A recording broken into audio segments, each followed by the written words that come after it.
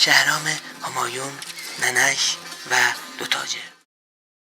روزی دو تاجر مقداری پول نزد مادر شهرام همایون به امانت گذاشتند و خاطر نشان کردند که پول باید با حضور هر دوی آنها برگردانده شود.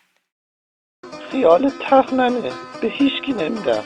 فردای آن روز تاجر اولی نزد مادر شهرام همایون رفت و پول را بگرفت و از شهر بگریخت. بیا نن جون حال کن.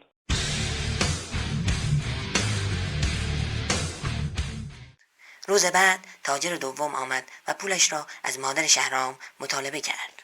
نداریم که آخه دادیم رفت. و شروع کرد مادر شهرام را به باد کتک گرفتن. آخ نکن ننه همچین درد. آی نه دردم میاد من آی ننه نکن همچین به قولی. ناگهان شهرام همایون که در آن زمان طفلی با ذکاوت و جاکش بود از اندرونی به برون آمد و تذکر داد که پول شما نزد مامان من محفوظ است. هرگاه هر دویتان با هم آمدید پولتان را پس می دهیم.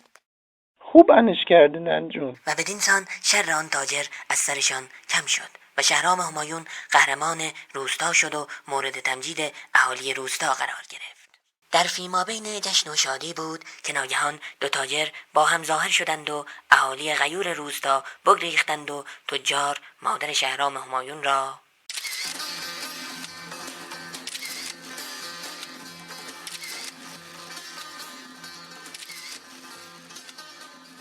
زرنگی شهرام همایون موجب به گاه رفتن مادرش شد. نکن ننه درد داره ننه نکن.